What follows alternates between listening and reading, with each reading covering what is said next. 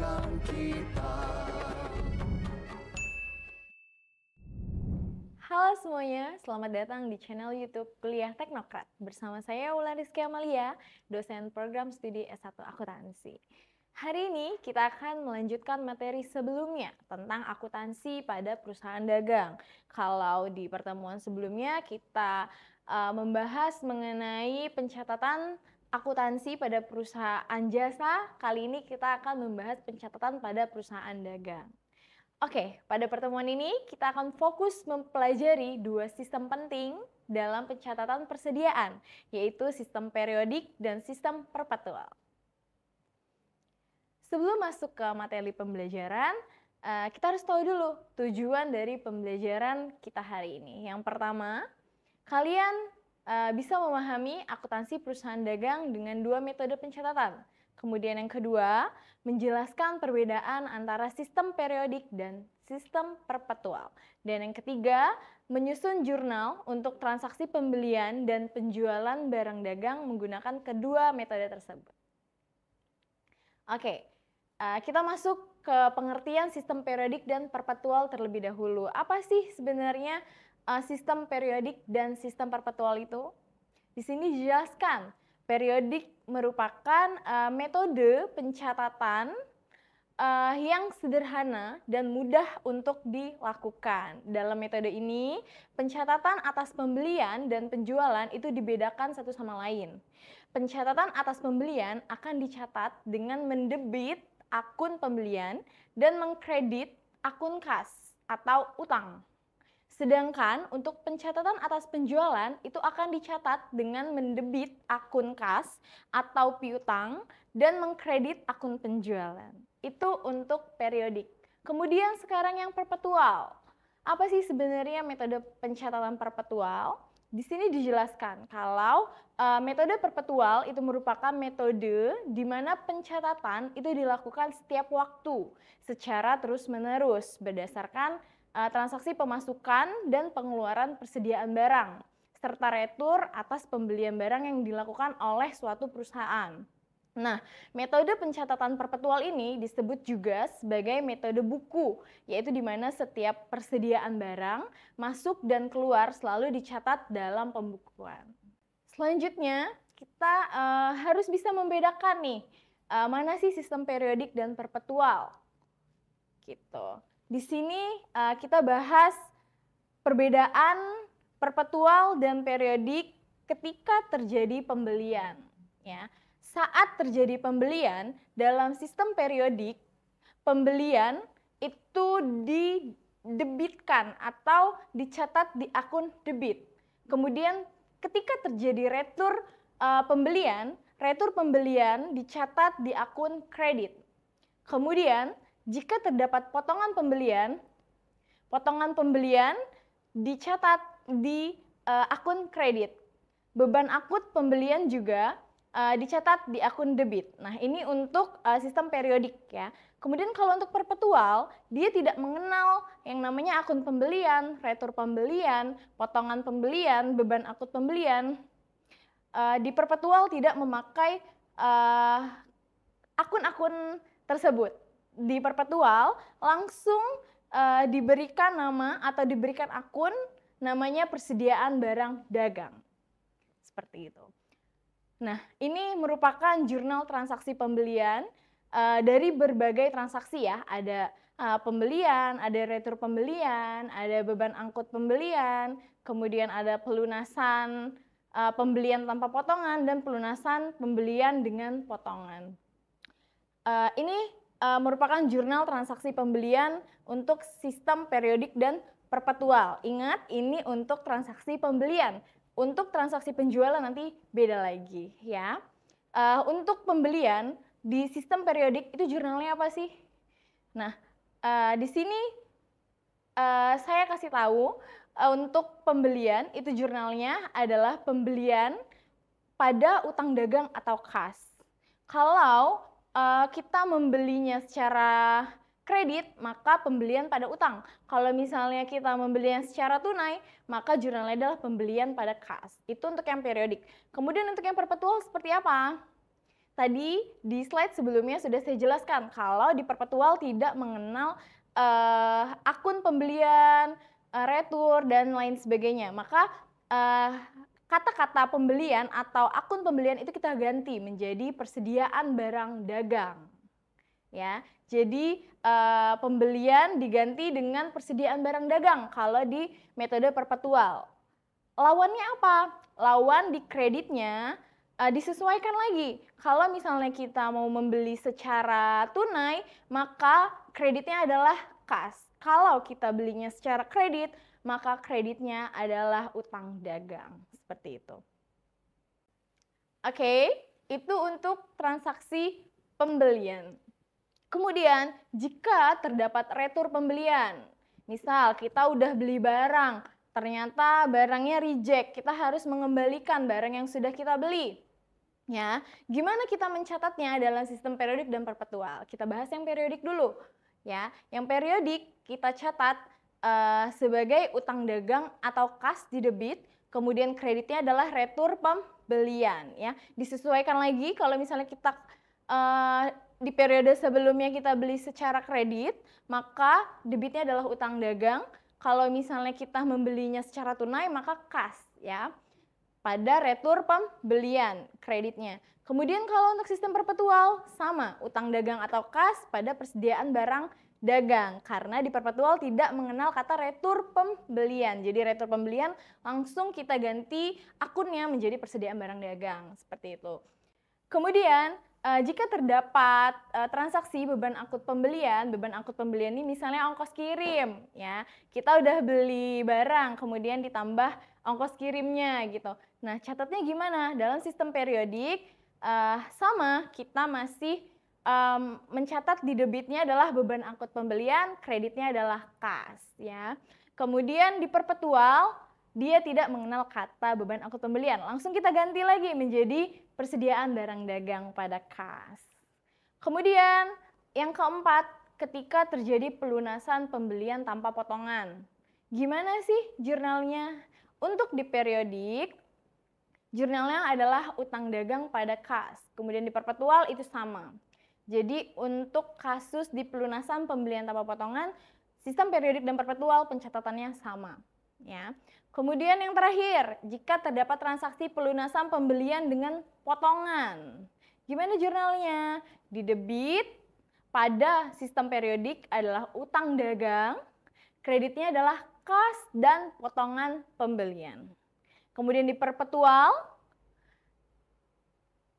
jurnalnya adalah utang dagang, kas dan persediaan barang dagang.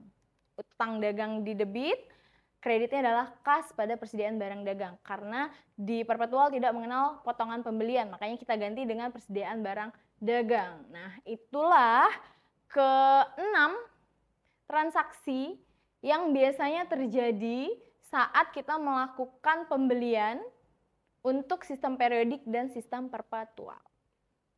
Next. Kita akan bahas mengenai perbedaan sistem periodik dan perpetual jika terdapat penjualan.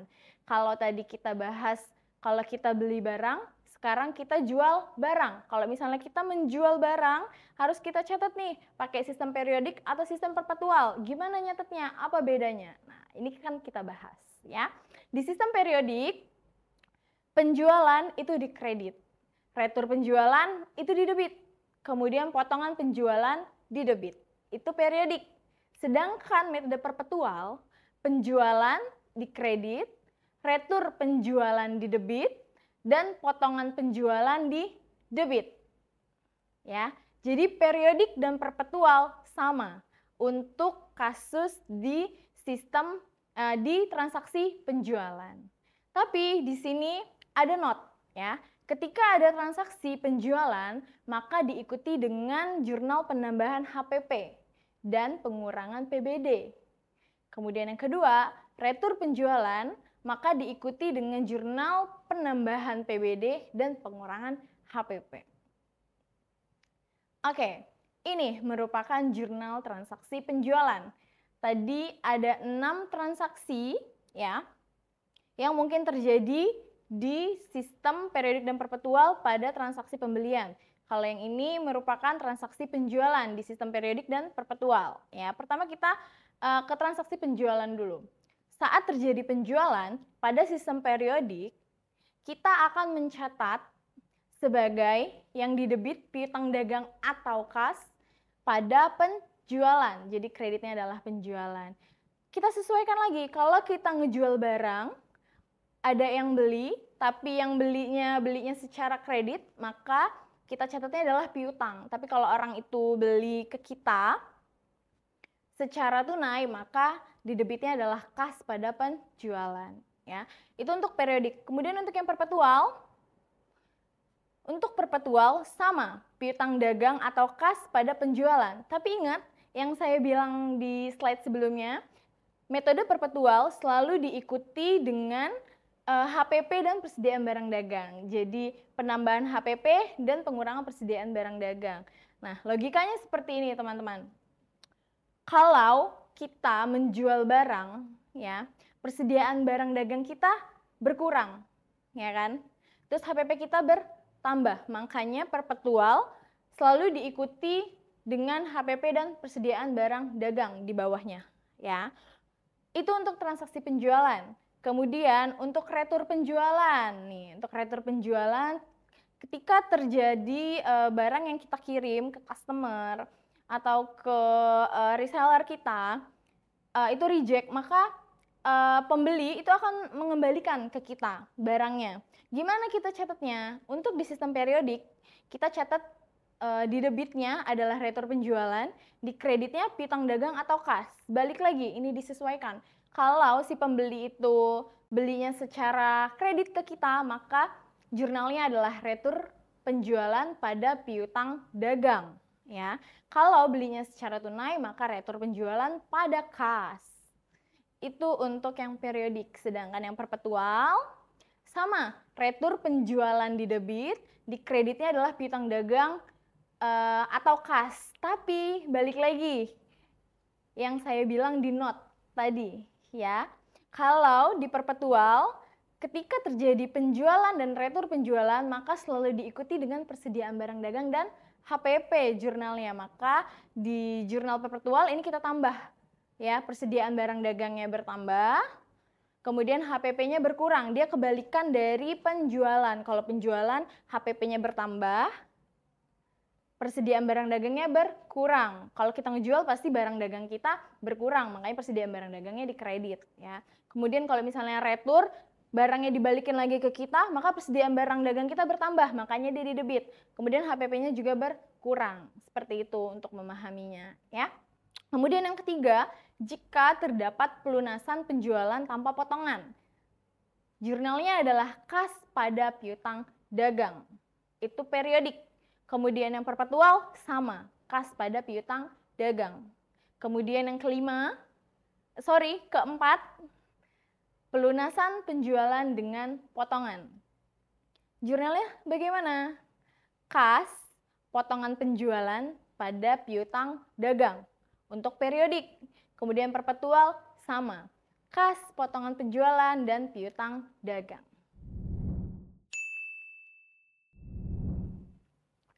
Kita sudah bahas mengenai beberapa transaksi yang bisa saja terjadi pada penjualan dan pembelian untuk sistem periodik dan perpetual. Sekarang kita akan bahas kesimpulannya, ya, ke jurnal transaksi pembelian.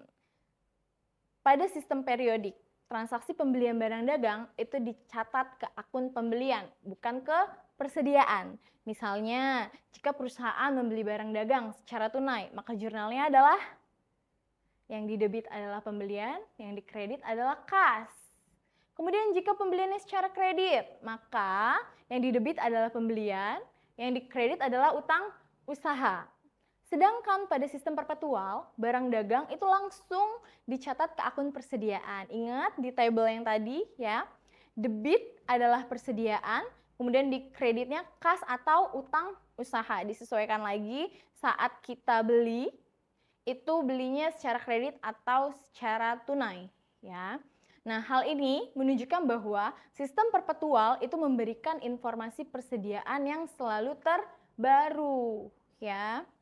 Kemudian selanjutnya kita bahas mengenai kesimpulan dari transaksi penjualan barang dagang. Nah, pada sistem periodik, pencatatan hanya mencatat pendapatan dari penjualan tanpa mencatat harga pokok penjualan secara langsung.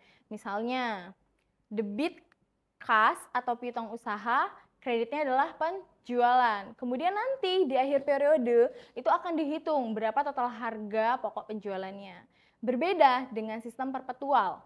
Ya, setiap kali terjadi penjualan, kita mencatat dua hal sekaligus, pendapatan dan juga pengurangan persediaannya.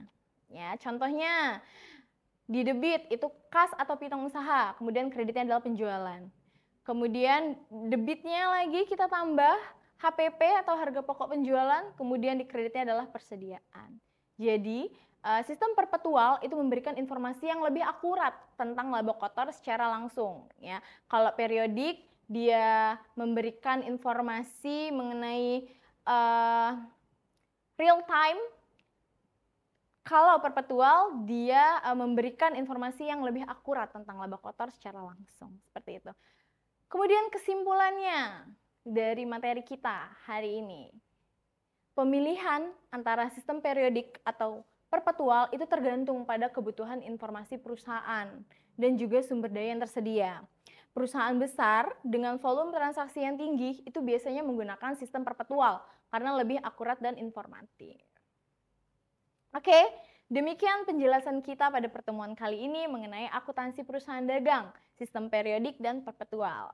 Saya harap kalian dapat memahami perbedaan antara kedua sistem tersebut serta mampu menyusun jurnal yang tepat untuk transaksi pembelian maupun penjualan. Terima kasih, sampai bertemu di pertemuan selanjutnya. See you!